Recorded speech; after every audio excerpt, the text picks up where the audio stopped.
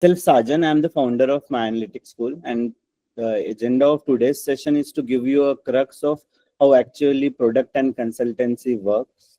And being specific to the placements of IITs, can both be done, or like do we need to pick a specific part? We'll be understanding how these fields work, what are the concepts and skills which we need to focus upon, and what are the specific things which recruiters look into, be it for consultancy or be it for product. So we have professionals in the call. They'll be telling us. We can start giving a brief about the speakers. Saurabh Bhatia. He is one of my friend way back from college. You can tell a brother also. So he is into specific product. He has specifically focused on AI. Like if you look at his LinkedIn profile, you'll find the way he has built his profile right from 2019, 2020, 2021, the companies which you have shifted, all those AI companies, and the role which he was looking was after APM and PM roles. So he has made it like the whole track clear, like he is specifically targeting for product management in AI, which is a booming field, obviously, and most of the bigger universities are trying to incorporate such curriculums in their domains as well. So yeah, one of the top-notch product guy, which I know specifically. Then moving forward, Dhvani. Dhvani, she has worked with Accenture. Both of her speakers are from IIT BHU. Dhvani has worked with Accenture in consultancy, and now then she has moved into Kozhikode. So yeah, the way she solves case studies and quant, like it's mind blowing. So definitely she'll be telling us more about the consultancy, and Bhatia will be guiding us more about the product role. So yeah, over to you, Saurabh. Sure, I'll give a brief. Hi, everyone, and thank you, Mass Team and Sargent, for inviting me today. Folks, I am a 2020 graduate from IIT BHU. Since college, I was interested in data analytics and product management. Uh, post uh, Post my graduation, I started looking out for APM roles. I was placed as a product analyst at Zillingo. So APM and product analyst, I do not see them differently. Product analyst is also a very good part to become a product manager going forward in your career. So I was looking at joining as a product analyst at Zillingo, a Bangalore-based startup. But due to COVID, the offer was rescinded. So I took some time and looked specifically for APM roles. I studied for like 4 or 5 months AI product management at home. And in October 2020, like 4 years after I graduated, 4 months after I graduated, I joined my first startup named Spyne.ai as an associate product manager. I worked there for a year and then moved to Skit.ai, a voice bot company in Bangalore and I spent 2 years there as an associate product manager where I was promoted to a product manager. I left that company, and for the last 2 years, I have been working at Avataar.ai as a product manager, where I've been working as an individual contributor on creating AI research products and applied AI products both. Uh, Last month only, I have left my full-time job. I am an incoming INSEAD grad, so in January I'll be starting my MBA at INSEAD. So I'm just staying at home right now, spending time with my family, looking after my health, and मजे कर रहा हूँ basically. So that's about me. So I'll talk about what product management basically mean, what I understand about product management, and this definition can vary across persons, across industry, across the size of the company, and the around. And the definition also varies if you are in a B2B or a B2C company. So the definition varies, but one universal definition that I have figured out is a product manager is a customer's advocate who makes sure that we are building the right solution to solve the correct problem of the end customer. Basically, the product manager has to have clear definition of what the problem is that I'm trying to solve. Because sometimes discovering the problem is the hardest thing to do. Getting the solution is easier, but getting the problem is hard. And to really understand the problem, the majority of the skills that you require are soft skills. So product management is a game of soft skills and not hard skills. So by hard skills and soft skills, I mean if you to give you some examples of hard skills are how good you are at Excel, do you know coding or Python, do you understand how data structures and algorithms works? These are all hard skills. Um, or how good are you in using some tools let's say some sales tools or Salesforce, etc. These are all hard skills. Uh, as compared to soft skills are stakeholder management, prioritization, how you communicate, empathy, sympathy. All these things are soft skills that a product manager uh, has to develop in them, so as to perform well in the job role. Because there is nothing that you are going to do directly. You will always have a team of experts doing everything for you. You just have to make sure you're doing the right thing, because if it is a success, it's the team's success. If it's a failure, it's your failure, because you somehow fucked up in defining either the product problem statement correctly or understanding the customer correctly. So basically, the job of a product manager is to be the advocate of the customer, for which we are solving a problem by building a solution, mostly using engineering, because we today are working with engineers. Uh, so we are all digital product managers. I'll talk briefly about the skills. So first thing that we need to understand about product management is that it's a field that generally we do not get into just after graduation, because a good product manager has to have soft skills, and soft skills are something that come only after you do, only after execution. You cannot read about them and develop it. You cannot like learn from others learnings, and you cannot can be a good product manager. That is never going to happen. And that is why always the entry level roles are product analyst, associate product managers, product operations managers, etc. People start their career to become a product manager through these roles, generally after college, if you have dead set on product management. It does not mean that you cannot be a data analyst or a software engineer or a business development associate to get into product management, or a product designer for that matter to get into product management. You must all have seen like product management is a fusion of uh, different verticals, mostly the UX, engineering, and marketing or sales. So you need to have knowledge about everything.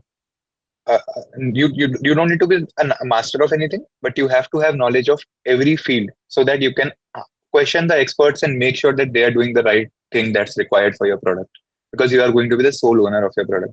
So yeah, the point I'm trying to make here is that product getting being a good product manager cannot happen without experience. Either you gain experience through side projects during your college, or you get into an entry level role as an associate product manager, product analyst, which are direct paths to becoming a product manager, or you take indirect paths like product designer, software engineer, uh, business development associate, data analyst, and later you choose the path to becoming a product manager rather than going into the main path. Let's say you are a data analyst today. The main path for you is going to be a data manager, chief data officer, or data scientist, and the alternate path can be product management. So product management will always be there, open for you as an uh, alternate path. That's how I see our entry in product management. Uh, I'll also share the top three skills that I feel are very important for product managers across all industries and functions, which are first communication, second is prioritization, and third is stakeholder management. Uh, I'll not go deeper into these skills because these are very self understood, but mastering these skills requires time. And mastering these skills is a function of what your personality are, how much work you have done, and how much you are able to change yourself when you are in the work environment. Let's say my stakeholder management is bad. I am very bad at communicating. Then I need to develop it. Some people are good at communicating from the start. It's easier for them. So you need to understand what skills you are missing, and then go ahead and work on those skills by working in real environments. Let's say you are a data analyst today, and you know communication is something that you do not do in your day-to-day life, and that is a weak point for you as well. So you will take projects and side projects or ownership in the company where you present more of the things, you talk to other stakeholders, and you understand how to convince people, how you negotiate. Uh, so you will have to take charge of that. And once you have the skills, you will get into product management. It will not be either it will not be the other way around, that you become a product manager and then learn this skill, because product manager is a high agency role. That means if you are a product manager right now, everything is on you. You will not know anything. There will be no one to guide you, and you will have to get things done on your own. For that, you need to talk, you need to plan, you need to do everything. You will be in the wild, and you have to figure it out. So that's why these soft skills and like being strong in all the soft skills is really important before you even get into product management. Otherwise, you will fail. I think, yeah, this is what I wanted to share on the skills side. Moving forward, Saurabh, thanks for giving a brief outline of the skills required. Now, like if we move specifically onto the topics which are important considering the current market scenario, if you look the number of jobs which are like the entry level jobs for product, as they are self-explanatory, product analyst, APM, these roles, could you like guide students like what are the major areas where they need to prepare, where there are high chances that they could be grilled during interviews or during interview processes or something? First touch upon the product management interview preparation or the product management interview process. And with that, I'll tell what skills they are trying to gauge, because in interview, people are going to gauge the same skills that are required in the real work environment as well. Talk about how the interview process for any product manager position would go. Mostly, it will go like this. And this was first defined by Google with their famous APM program. And then it was incorporated by Flipkart, by Meta. Today, most of the companies and startups in India focus on uh, interviewing product managers through the same structure. You can expect. I'll right now talk about a product manager or senior product manager role, and then bring analogy back to an APM or a product analyst role. So a normal product manager, let's imagine you are 3 years into the workforce and you decide you want to get into product management, or you're already an APM somewhere and you want to get into Google as a product manager. So there are going to be at least 5 or 6 interview rounds, which are all case studies. Now, I think we all understand what case studies are. Case studies are real world scenarios where you try to show your thinking, your process of thinking, uh, your structured process to the interviewer, so that they believe that if a real world situation comes and you have ample amount of time and not just 30 minutes, you will be able to do that. That's what you are trying to prove in that interview, in every interview for that matter. So there are three major type of interviews in product management. First is problem solving. uh, let's imagine a problem like you are a product manager and the problem is that your app is not working, or suddenly your users have dropped. Now what will you do? That's it. This will be the single line problem statement, that you're a product manager at Uber and the number of rides are down by 10%. What will you do? That will be the single line problem statement that you will get no other information, and then you will have to solve for it. Now there is no right or wrong answer in it. It's about the way you think. It's about how you approach that problem. Are you structured or not?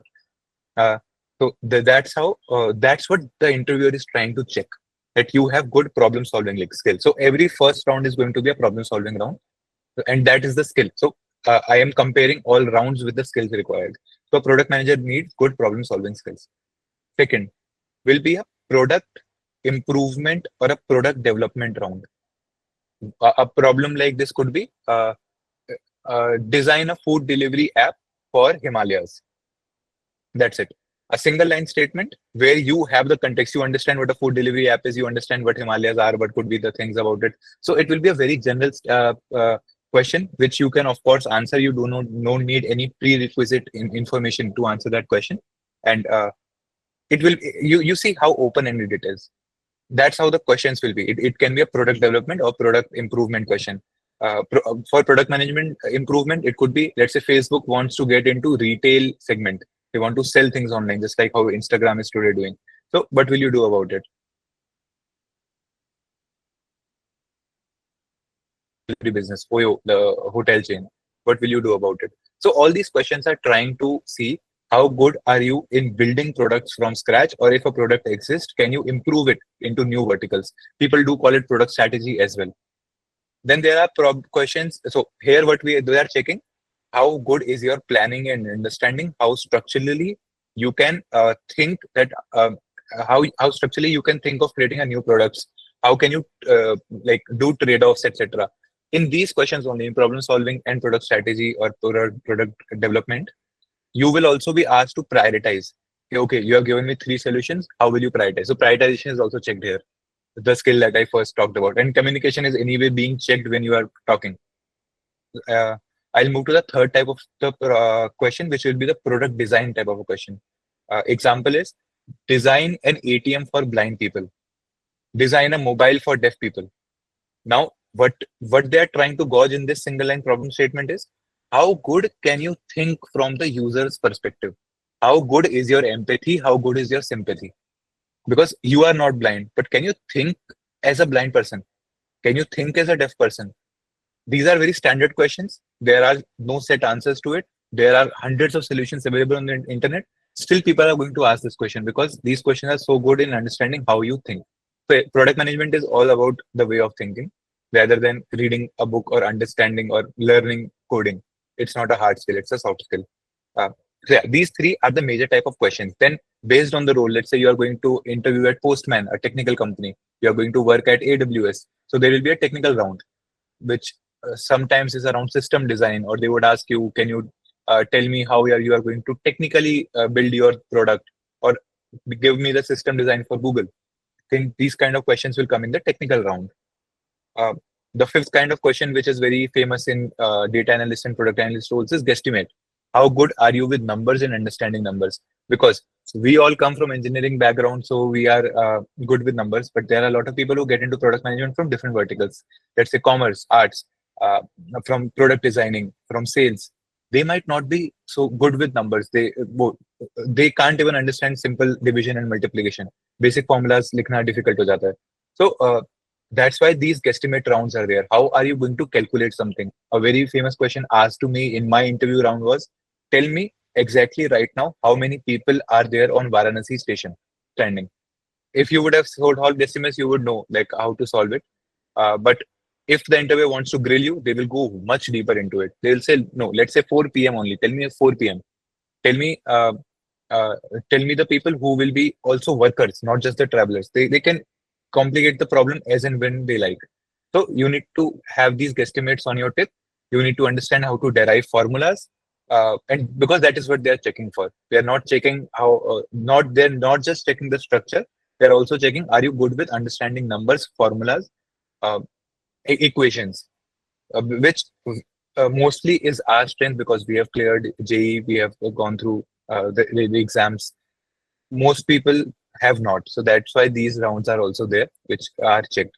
These are the 5 rounds that I can think of. Apart from that, of course, your resume rounds. Sometimes people give take home assignments nowadays. A 1 week take home assignment has become like the norm. They would give you a problem statement like design a Swiggy for design a Swiggy kind of app for a new market, let's say Vietnam. How will you do it in Vietnam for tourists only? How will you do that? Or Zomato has to expand in Vietnam. How will you do it? These kind of questions can be asked, can be given as take-home assignments where you will create a presentation, you will work on it for 7 days, complete market research, propose your solutions, maybe talk to people, get feedback as well. All the steps that a product manager take, you will take it in a smaller setup and show that in your presentation and maybe go to the company and present it. So these is like a filtering round where they mostly want to check, are you even committed to the job role, or you just clicked on a button to apply and you have applied. So it filters out a lot of candidates who do not want to put in the hard work. Um, these kind of rounds are also coming up. And then the last round is the behavioral round, which checks for how good are you with stakeholder management. The third skill that I was talking about earlier, stakeholder management, because a product manager cannot do anything on their own. They have to rely on their team. They have to rely on all the support they can get from different verticals, whether it is marketing, sales, engineering, for me, AI research, applied AI team, um, operations team, etc. So, how good are you going to work with people who are new, who are very, very senior to you? How are you going to handle that pressure given you are going to be the most younger person in that room? And you will have to command that room. So you need those skills. You need to be factually accurate to make sure that people align with you. Otherwise, because everybody has their own biases, right? Why will they believe in you? You have to be that strong of a personality. You have to be that strong with data to understand. Yeah, with that data thing, data has now become the new norm to convince people to make right decisions. So in the world, there are two ways you take decision. You take it either by intuition or by data. By intuition, I mean that you have some past data, some past experiences in your life, and you know that this is always this kind of thing happens. That's the right thing to do. That's how you take decision, through intuition. The other way to take decision is through data. For any decision, like should I bring this feature, should I put more money into this feature, all these questions can also be answered through data. by planning for it.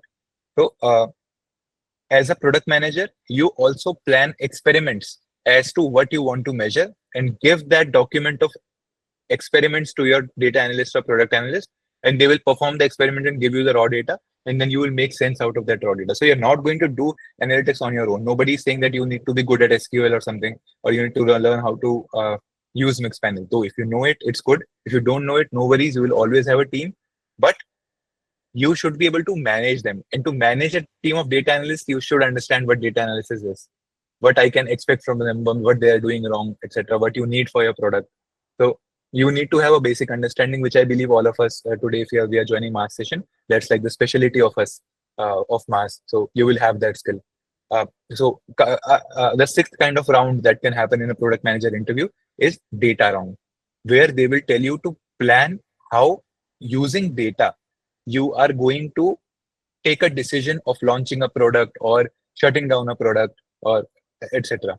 And you will have to plan that experiment with them, with the interviewer. So that could be the sixth kind of interview. Now, all these six kind of interviews are mostly for a PM role, which is like a senior role, 3 years or 4 years into the workflows. The roles that we are targeting, product analyst or APM, the rounds reduced to just 3 rounds, mostly, otherwise 2 rounds only, which is problem solving, product design, and maybe product strategy or product building. These 3 rounds are mostly possible for an APM level interview, because what you are expected is you have good thinking skills and you are able to execute. You have high agency. That's what everyone is looking into a good APM. And then they will train you to become a PM later. Like they will not train, but you will read, you will learn on the job, and you will become a good PM. So yeah, that these were my some sense on the skills required for product managers. Okay. That was quite detailed, I would say. So in short, students need to focus a lot on case studies, on guess estimate, the way they are delivering. Uh, Given today's time, they need to specifically focus on data things, data parts Yes, to make it more convincing and make it more viable. exactly. Fine. So after this call, or also one last thing, Saurabh, do you want to suggest any material which students could read from, or Okay, so any? there is a book called as I said, product management is about how you think. And to develop a way of thinking, you need to solve at least 15-20 case studies with someone else, not just yourself. You can't do it on pen and paper with someone else. You'll have to solve 10 to 15 case studies uh, for each kind of interview round. And then you will be able to develop a way of thinking. So I would recommend a book by the name Decode and Conqueror, or alternative, How to Crack PM Interviews. Both of these books are really good. You do not, but you need to understand what you are going to gain out of these books. You're not going to learn the structure. You're not going to learn how to like how they are solving a problem. You just need to read it to develop the product sense, or the way of thinking that I have been emphasizing about. Do not memorize structures. There are going to be hundreds of structures when you go to YouTube. It could be circles, it could be 4 or 5 forces, etc. But just do not follow any framework, because it will show the interviewer that you are doing rote learning. Because in real life, frameworks do not work. You have to follow structured approach. You have to follow a MISI approach. MISI means mutually exclusive, collectively exhaustive. I think we all should know about it. It's a very generic term in engineering. Also, we use it. So you just need to show that skill, not any framework. So just do not memorize the framework. Read the book. The books are great.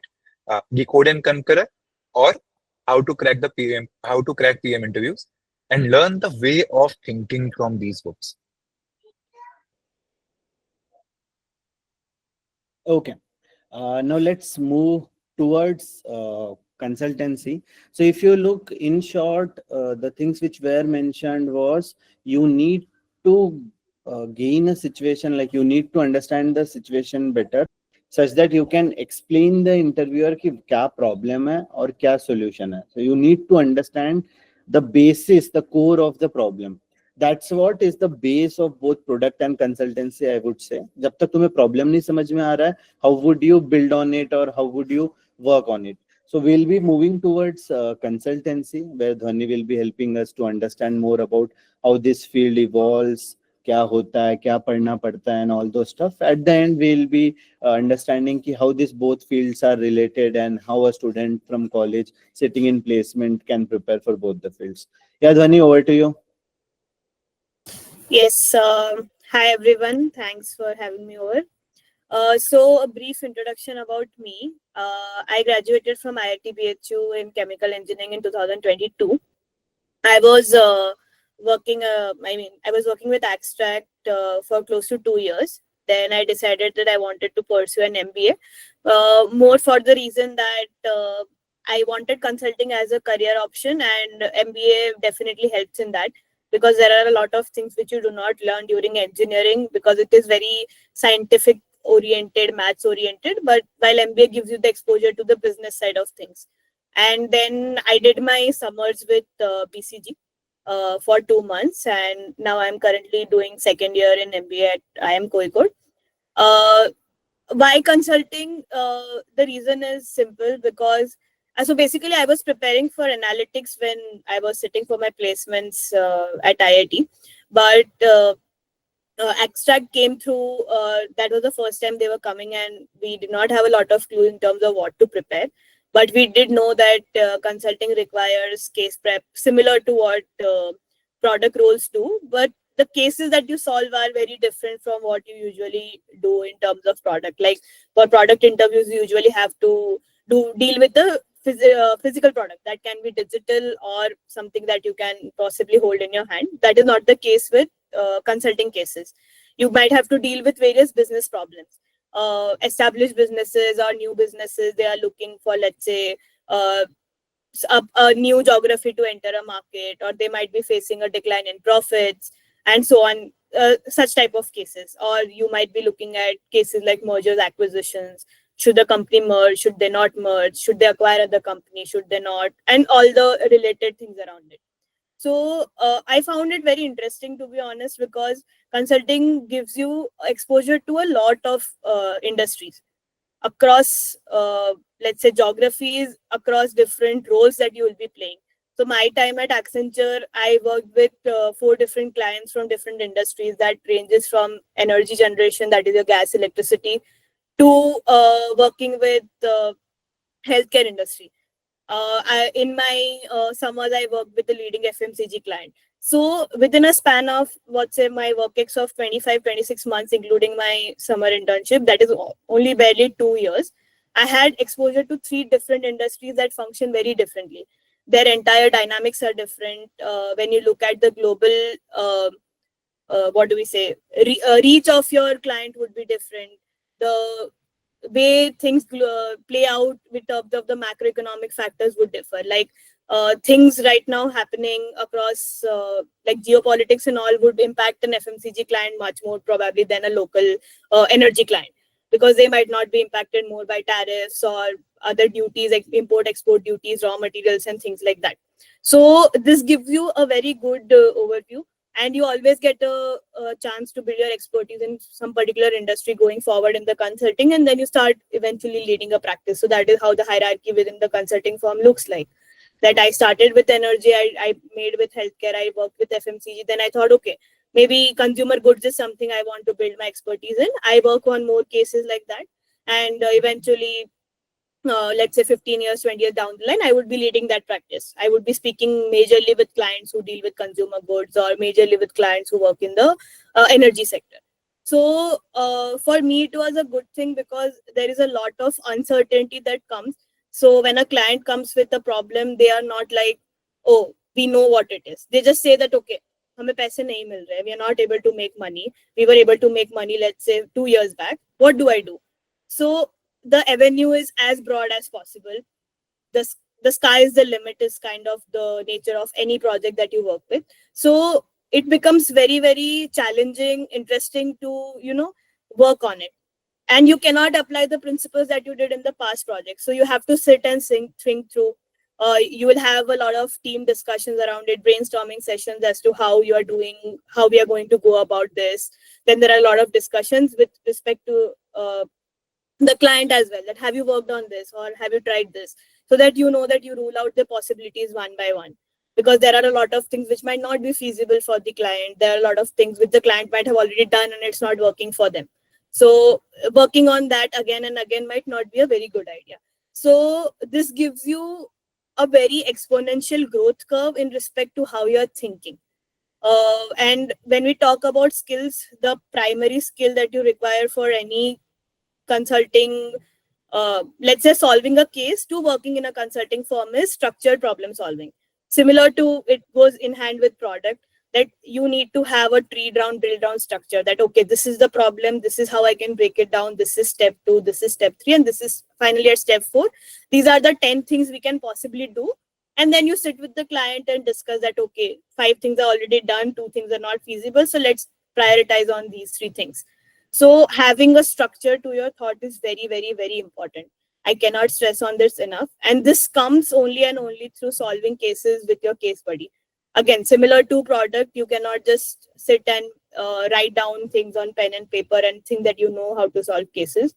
You need to have buddy who will act as an interviewer. You will be the interviewee and vice versa. And you solve the case with them. Now, given that it is a 2 people thing, it is possible that you might not always end up with what you have in the resource that you'll be referring to. So cases are very dynamic in nature. The interviewer might start with very different thing, but as it is on you, it is your own that you guide the case towards that particular side.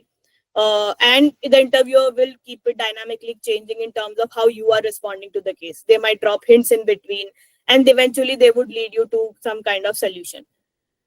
This is one. And while solving cases, the second important thing after structured solving is how good you are at bringing out recommendations, which usually go out of the box. Giving out recommendations after you have analyzed the root cause is another important thing. So there are a lot of frameworks that come about when we talk about prioritizing your recommendation. That is your low effort, that is your effort impact matrix. So you usually suggest to your client initially what is low effort and can eventually give you high impacts. Like, for example, if it is a marketing case, so you tell them that, okay, you should run ads at this days or this cities, and this eventually in a month or so, you will see your sales boost. This is a, what do we say? Very, very simple that, okay, this will give me impact immediately. And then there you move forward to, maybe possibly rebranding their entire portfolio. That is something that requires a lot of effort and eventually would give you a high impact. So this is another aspect where you talk about how you are going to build out your recommendations. An interviewer looks at this structure as well. It is not that you will just list down that, okay, these are the 10 things we will do. And without any prioritization, it might not go well with the interviewer. So having a structure where you solve your case, come to the root cause, and then finally having a recommendation system which is prioritized is very, very important. The prep is very similar to what product prep is, only that the cases that you will be solving would be different. So, I mean, honestly, I feel that product and consulting can be prepared together. But if you have a specific domain in mind that, okay, consulting is what I want to go into, then the prep goes accordingly. Okay. Thanks, Dhvani. Coming to the point of the current situation, let's say most of the things, I would say more than 50-60% of the syllabus or the preparation will be similar for both consultancy and product as well. जिसमें से major part तो case study ही हो जाता है. Once you have knowledge of case study कि किस तरह के cases तुम्हारे हो गए हैं, you eventually get ready. And when it comes to product, फिर product designs, product metrics, so specific चीजें थोड़ी बहुत हमें पढ़नी होती हैं. Now, being specific to the consultancy part, like companies like Accenture, इस type की जो companies आती है college में, they have few companies have 2 rounds, few companies have 3 rounds. What would you suggest students to specifically focus on in order to ace those rounds? Got it. Okay, so ideally what consulting firms follow is that the first round is usually a 15-20 minute short round where they usually ask guesstimates or probably a very small caselet. So for example, they similar to the guesstimates Saurabh Bhatia mentioned, that you might be asked, let's say, how many flights are in air at this point of time, something like that. Then let's say you are owner of a restaurant. How will you predict that what is the daily revenue that you will be earning probably on a Sunday? Then this is a one-liner question that they will give you, and then you'll have all the follow-up questions, and then you'll clarify more, and then you'll draw out your guesstimate. A second thing that they can ask in first round is a caselet. So, for example, they can say that, let's say I am the owner of Air India, and I realize that my flight, the food that they give in flight is going down. Okay. And we realize that passengers are not placing the orders because they can see a surge in price. So what are your recommendations to solve this? So basically what here they have said is they have already given you the root cause, that the surge in price is the reason why your orders are going down. So then they can straightforward ask you for the recommendations. Or they can say that, okay, we realize that the food is going down. How would you approach this? So you just have to give them a 2 or 3 liner approach, that first I will look into this, second I'll look into this, third I'll look into this. And they'll probably close the round. You'll not be expected to solve the entire case. This is the first round. The second round, usually they will do a proper case that goes on for, let's say, 35-40 minutes, sometimes an hour, depending on what type of case it is. So there are different types of cases. One is profitability. Second you have is market entry. Third is market expansion. And fourth is mergers acquisition. So mergers acquisition that usually do not ask to undergrad students. So you can leave that aside. So second round would usually revolve around, let's say, I have a new, I don't know, maybe let's say a moisturizer, and I want to enter the Indian market. So how would you design my market entry? Or let's say I'm already an established player in India. I want to go and expand to, let's say, US. So how would I expand in US? Because the things, the dynamics, the cultures differ country to country. So how would you go about this? So these are generally the buckets that the cases come under, and this will be a second round. Third round usually is an HR round, but it is also possible that they might give you a caselet if it is not an HR round. So both of my third rounds were not HR rounds for both Accenture and BCG. What they asked me was kind of a caselet, and the example was that let's say you are the CEO of Cred, and you realize that you're not able to increase your market share. So how would you go about this? So this is a miscellaneous kind of case where you usually don't have any subscribed framework, that okay, this is step 1, step 2, step 3. So based on what information the interviewer is giving you, you have to build out your entire structure. So this is miscellaneous cases. Although very seldom they come, I mean, they don't ask the undergraduates. They can ask something as weird as that you found a dinosaur, what would you do? So just to see that how you are going to structure it, you cannot just say that, okay, I found a dinosaur, I'll probably, call the government and hand it over. No, that is not the answer. So what are your possible, let's say you want to generate revenue out of it. How can you generate revenue out of a dinosaur? So let's say you ask them that, okay, is it living or dead? Then you might build a theme park out of it. You can give it to research and so forth. Lot of ample possibilities. So they need to understand that how you're going to drill down the entire problem. And that becomes very, very important. Usually 3 rounds. Sometimes it can be 2, depending if they have a lot of candidates to interview, or they are okay with, they are confident about their candidature and they want to take it forward. With 2 rounds can also suffice. Okay. Thank you. One last thing, do you want to suggest any resources or material or any websites where we can get a better consultancy prep? Right. So 2 resources that I referred. One was there's IIM Ahmedabad Case Prep YouTube channel. So where 2 students would be sitting and solving cases live in front of you, as one as an interviewer, one as an interviewee. That is a very good channel to understand how people are approaching this. And second, there are case books which are published by different B schools, FMS, IIM Ahmedabad, IIM Bangalore, and ISB. These 4 are the one that I really abide by. Amazing case books. The structure that they have, the framework that they have is very, very good. So you can easily refer to that and you can build your case prep to it. But just a disclaimer, these all case books usually have cases divided based on the difficulty level. So as undergraduate students, you are not expected to go beyond the medium or intermediate difficulty level. The hard difficulty level is usually built for people who are currently pursuing their MBA, because that is what eventually, that is more closer to the reality or live problems. So that is expected out of them. but solving easy and intermediate problems would suffice. Great. Thank you for those. Yeah, were you adding something? No, just one thing. So all these casebooks would have their own frameworks around different case types that they have. Please try to build your own framework as and when you go forward with the cases. Do not, like, if let's say you're talking about a profitability case and you know revenue and cost may split ho raha hai, then revenue is split in a certain way for some cases, maybe possibly in a different way for some other case.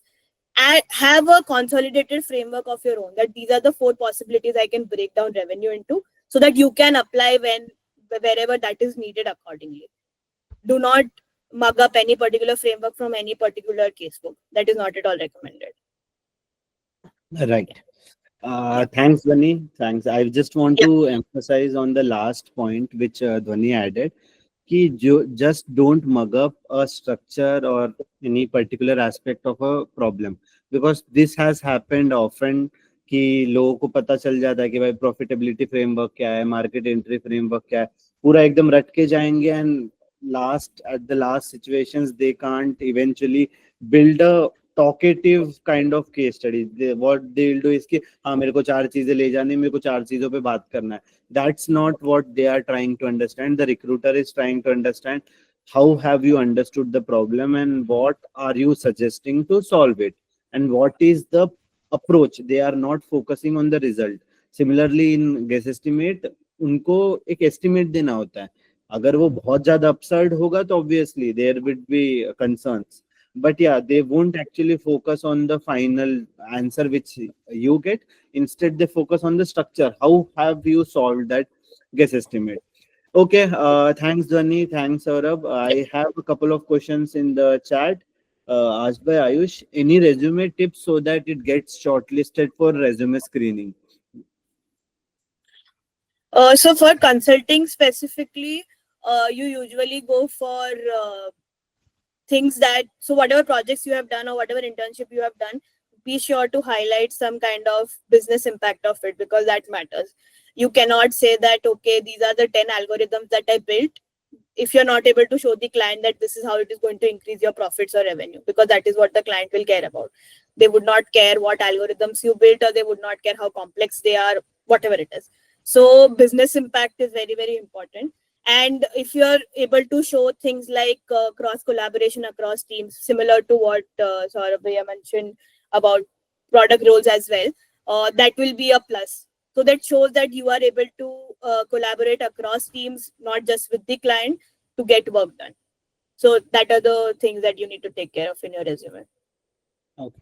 Saurabh, do you want to add anything for specific product roles? What are the things which we add, like the chances of getting shortlisted will be increased? So yeah, I have a YouTube video for this. So I'm just sharing the link. Please go through it. I won't be able to cover all the content right now. Okay, fine. That will work. Kunsa video hai? How to build the resume? Oh, okay, fine. Yeah, this is very good. This is very good video. Yeah. Okay, if there are any further questions asked by Dheeraj, कितनी companies आती है IIT BHU में PM और consultancy की? 10% you would say. PM, देखो, most of the roles which are around product and consultancy somewhat overlap with data analytics also. So तुम्हें है ना specifically differentiation नहीं मिलेगा कि कितनी companies का आ रही है. But if you understand as a whole, from complete college, 20-25% around core, around 50% goes towards SD and all the infrastructure parts, around 10% towards product, 10%, 15% towards data science, और फिर जो बचे हुए हैं data analytics में आ जाता है और वो थोड़ा सा overlapping होता है. Asked by Mohammed, if I were preparing for DA or DS, should I concentrate on my field alone or pursue a second choice like consult? देखो, if you are preparing for data analytics, again the 40-50% syllabus which is like covered on the non-tech end will be similar to consultancy and product, which is guess estimate, case studies, delivery, वो सब चीजें. So if you are preparing for data analytics, it would be far more safer for you to go and pick a field, at least one from product and or consultancy. If you are near data scientist, I guess there is no sense of going this words. Instead, you can work on DSA, DSL and look for SD companies. But yeah, if you have interest in business aspect, कि भाई कैसे होती है चीजें, then obviously you can pick one. Again, at the end, it's not about just job की तुम्हें कहाँ लेनी, it's also about what are you interested in.